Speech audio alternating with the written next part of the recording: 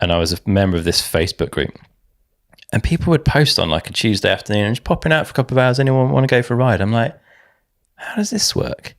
Like, how do you earn money but still get to go riding when the sun's out? Like, what's going on?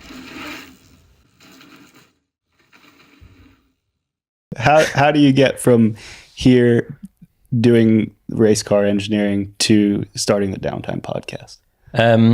So I met my now wife while I was doing the McLaren project. We were both in Brighton at the time, and we were both in a redundancy pool when we met. And Kerry lost her job. She completely different work, but a different place. But randomly, we're both in redundancy pool at the same time. She lost her job, and I somehow managed to keep mine.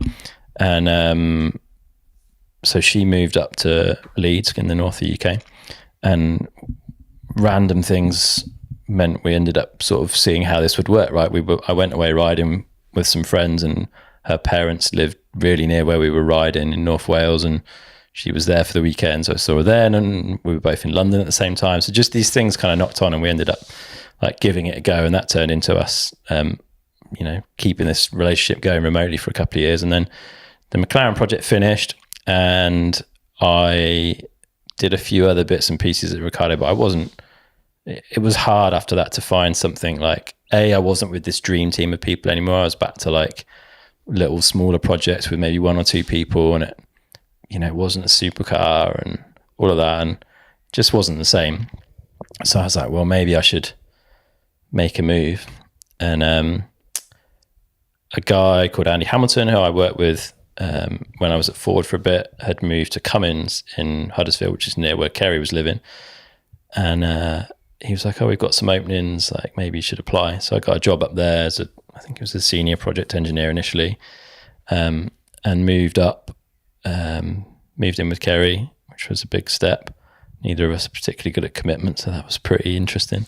And worked there, and sort of worked my way up to being like the head of projects for the advanced engineering team for the turbocharger part of that business. And I just didn't really enjoy it. Like, it was a pretty long commute either way every day, pretty heavy traffic. You inherit the people that you work with and for, rather than choose the people you work with and for. And that doesn't always mean you get the best people around you. There were some great people there, don't get me wrong, but there were also people that I wouldn't generally choose, like low energy people that would take energy out of a room rather than add energy to a room. And budgets were getting cut, and I sort of felt like I felt like my role was to defend the department and to keep money and to keep projects going and to keep the company moving forwards.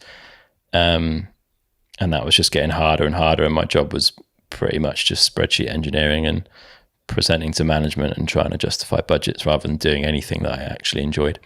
And it was, to be fair, it was also pretty easy in a way. Like, that was boring and dull, but it wasn't hard and it wasn't that time consuming. And I'd often get I was road riding a little bit because it fitted in and it was doable, and there was no decent off-road really like close. So it was good to get out for a quick ride. And I was a member of this Facebook group, and people would post on like a Tuesday afternoon, and just popping out for a couple of hours. Anyone want to go for a ride? I'm like, how does this work? Like, how do you earn money but still get to go riding when the sun's out? Like, what's going on? And it just made me really inquisitive about, like, was there another way? Like, how are these people making this work? Like, what's going on?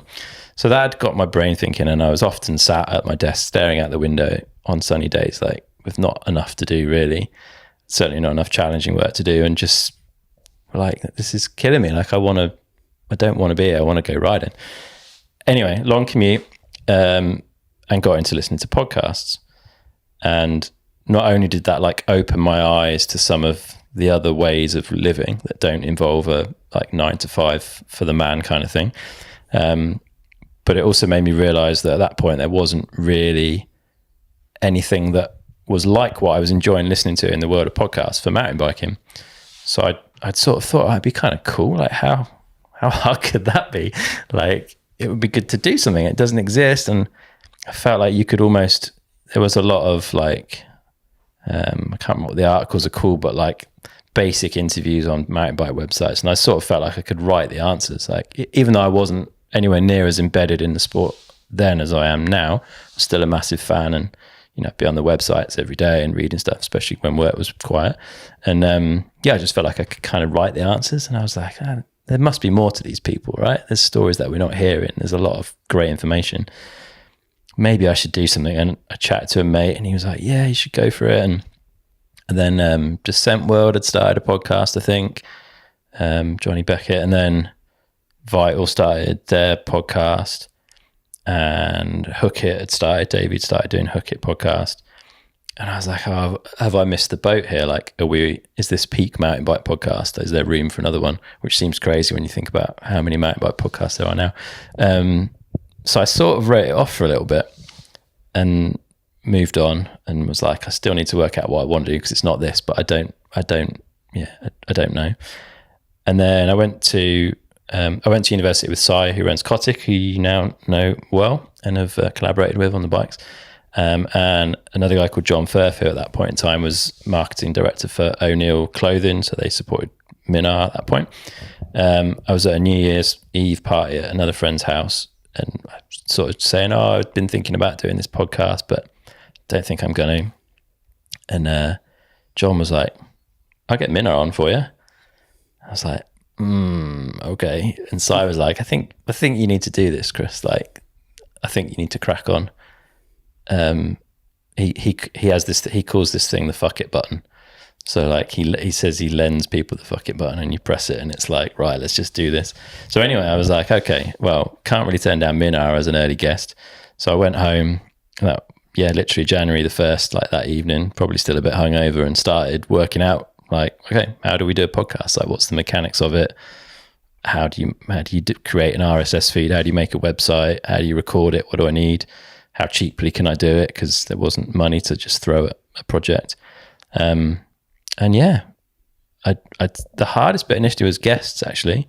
So I pinned Chris Kilmurray down, and he'd agreed to. Did you know him already? No, because he had literally a direct email on his website, so it was an easy in. Because I was like DMing athletes and stuff, and I don't think anyone really knew what a podcast was, or didn't care, or didn't know who I was, which is fair enough, and all of that sort of stuff. And I hadn't heard anything back from anyone that I tried to message.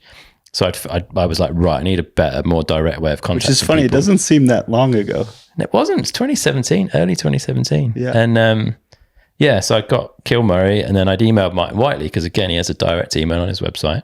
And he was like, oh yeah, sounds cool. Like, who do you want? I was like, oh, that's cool. And I was like, well, you know these guys. Like, who do you think would be good?